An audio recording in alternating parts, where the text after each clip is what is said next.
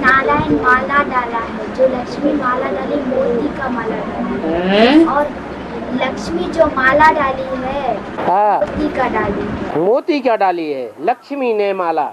हाँ, जो नारायण डाले वो सारा फूल का डाला। नारायण ने जो माला डाली है वो फूलों की माला डाली है। फूल किसको कहा जाता है?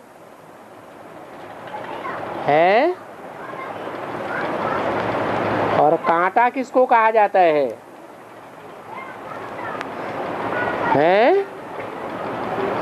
फूल हाथ में लेंगे तो फूल क्या करेगा? खुशबू छोड़ेगा, देखने में अच्छा लगेगा। फूल बहुत हल्का होता है।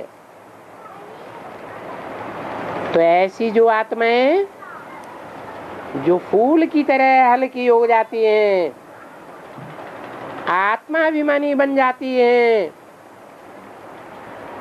देह अभिमान का भारीपन जिनमें नहीं रहता है, दिव्य गुणों की खुशबुएं छोड़ती हैं,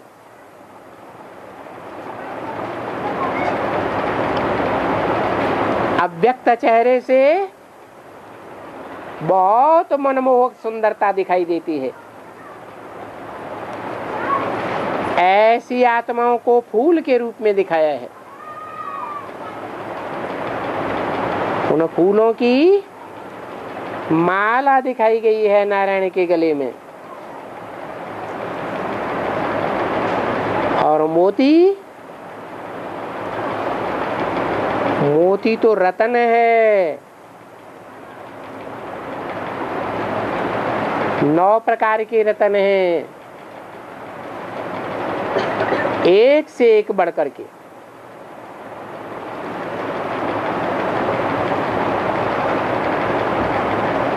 ऐसे रत्न के समान जो आत्माएं हैं, वो आत्माएं लक्ष्मी के गले में हार बनती हैं।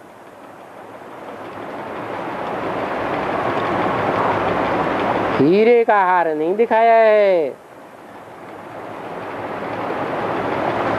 माणिक पन्ना का हार नहीं दिखाया है,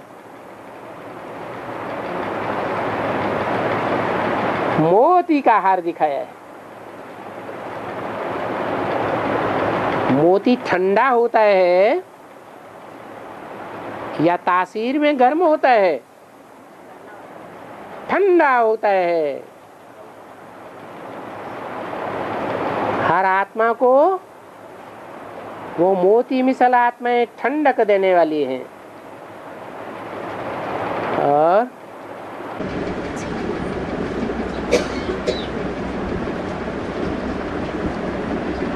बाबा, 4.5 लाख आत्मा कहाँ इकट्ठा होकर के कंचन का अनुभव करती है?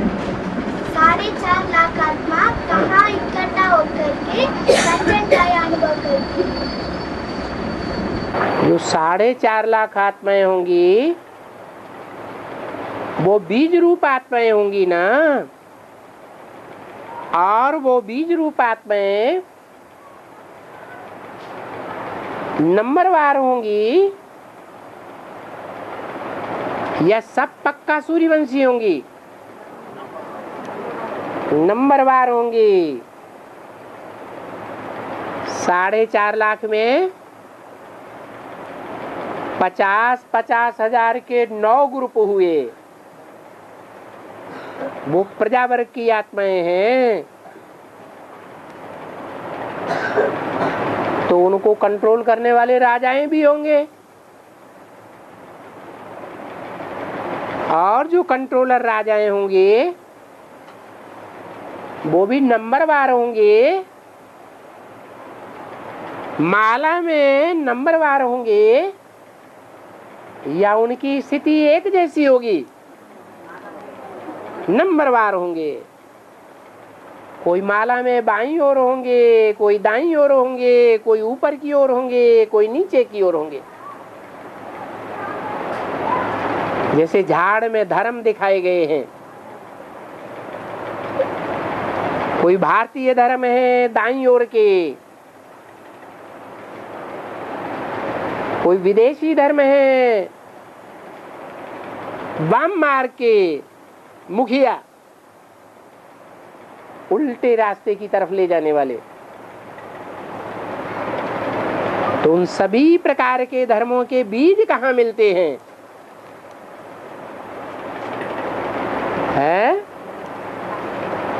उन बीजों की शुरुआत कहाँ से होती है?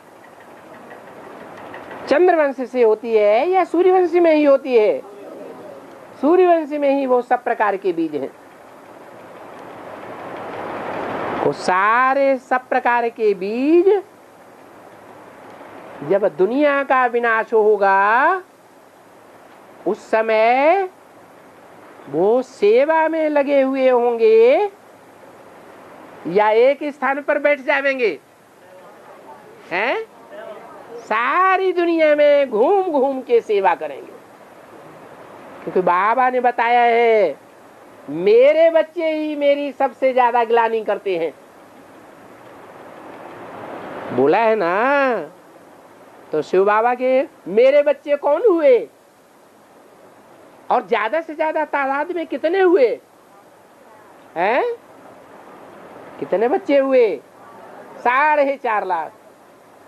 वो 4.5 लाख बीज रूप आत्माएं विनाश काल में एक जगह बैठ जाएंगी या सारी दुनिया में घूम घूम के सेवा करेंगी? क्यों? बाप के बच्चे हैं तो बाप के नजदीक रहना चाहिए। सारी दुनिया में क्यों बिखर जाएंगी? अभी अभी इशारा दिया, क्यों सारी दुनिया में चले जाएंगे, बिखर जाएंगे? हैं?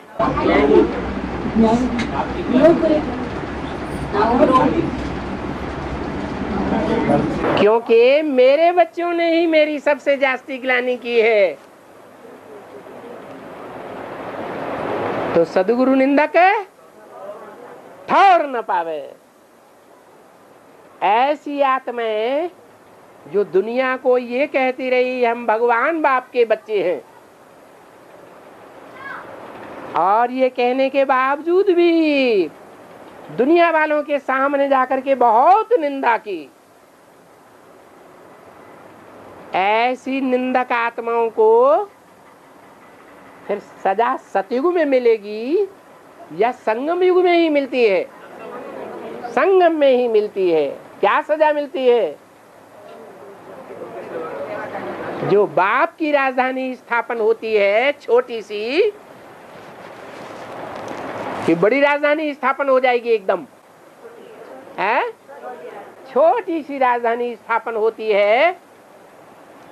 उस राजधानी में उन बच्चों को जो दूसरे धर्म के बीज बन करके बाप की ग्लानि करते हैं, दूसरे धर्मों का छिलका चढ़ा लेते हैं, देह अभिमान का छिलका, वो उनको विदेशों में भेजा जाता है ईश्वरीय सेवा करने के लिए। तब उनको पता चलता है क्या कि हमने जो बाप की ग्लानि की थी, उस ग्लानि के एवज में हमको इतनी मेहनत करनी पड़ रही है। तो बिखर जाएंगे या एक स्थान पर रहेंगे? हैं? बिखर जाएंगे। बाद में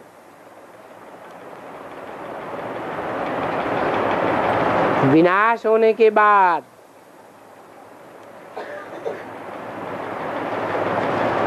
जब मूसलाधार बरसात होगी सारे विश्व में,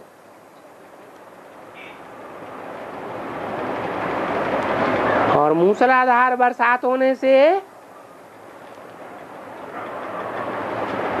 दुनिया का वातावरण बहुत ठंडा हो जाएगा, तो चारों तरफ क्या जम जाएगी? बर्फ ही बर्फ जम जाएगी। उस बर्फ में वो सब बच्चे दुनिया के सभी क्षेत्रों में ठहर जाएंगे। फिर जैसे जैसे उनकी आत्माएं परम धाम से वापस आती जाएंगी, बर्फ से उनके शरीर ऊपर आते जाएंगे और बर्फ में ही वो अपने गंतव्य स्थान में भारत की ओर चल पड़ेंगे। सब इकट्ठे हो जाएंगे। सतयुग की जो पहली डायनेस्टी होगी, उस पहली डायनेस्टी के 9 लाख जनसंख्या के संपन्न होने तक सारे विश्व में बिखरी हुई आत्माएं कौन से देश में इकट्ठी हो जाएंगी? भारत में इकट्ठी हो जाएंगी। और सीढ़ी चित्र में जहाँ सोमनाथ का मंदिर दिखाया है, वहाँ मैंने एक स्त्री मैंने शिवलिंग को पूजा सीढ़ी चित्र में जहाँ सोमनाथ का मंदिर दिखाया गया है, वहाँ एक स्त्री शिवलिंग को पूजा कर रही है। उसका बेहद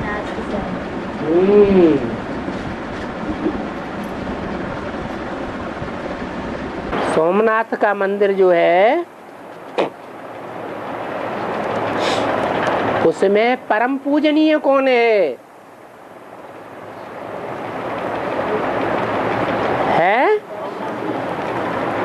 कौन है परम पूजनीय?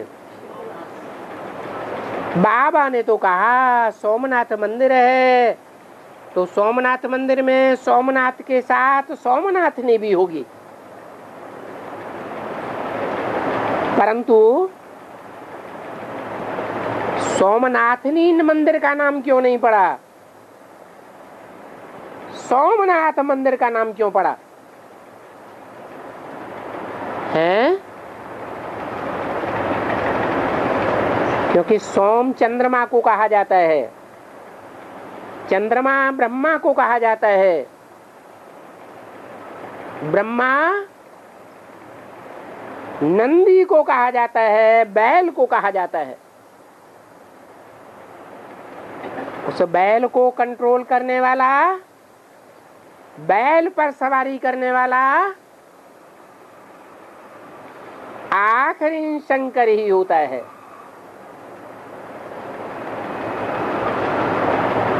इसलिए दुनिया में सारे जानवर हैं या मनुष्य हैं? सारी दुनिया जानवर बन जाती है। और जानवरों का सबसे बड़ा मुखिया कौन बन जाता है? देह अभिमानी सांडा है। कौन है? जो शिव के मंदिर में जलाधारी के बाहर बैल दिखाया जाता है, वो बैल ब्रह्मा की यादगार है। वही बैल रावण के चित्र में 10 सिरों का मुखिया गधे के रूप में दिखाया जाता है। 5 विकार और माया के 5 रूप, पृथ्वी जलवायु अग्नि आकाश, ये 10 रावण के सिर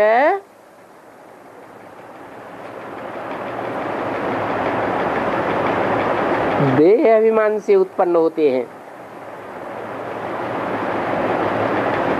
तो रावण के सिरों के ऊपर देह अभिमानी कौन दिखाया गया?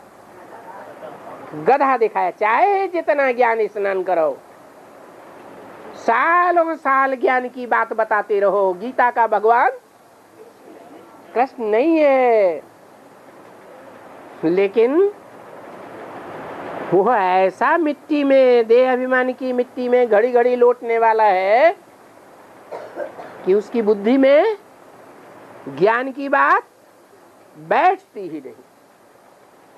जो हम बच्चे भी अनुभव करते हैं, जब विकारों में गिर जाते हैं तो ज्ञान बुद्धि से उड़ जाता है। निर्विकारी बनते हैं जिन दिनों में, तो बुद्धि में ज्ञान भी ठहर जाता है।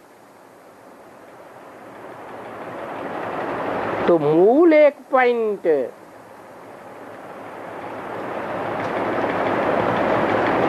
गीता का भगवान कृष्ण नहीं है, ये उसकी बुद्धि में नहीं बैठता। तो सारी दुनिया की बुद्धि में भी ये बात नहीं बैठती है क्या कि गीता का भगवान शिव शंकर भोलेनाथ हो सकता है। इसलिए एक ही जानवर को अगर कंट्रोल किया जाए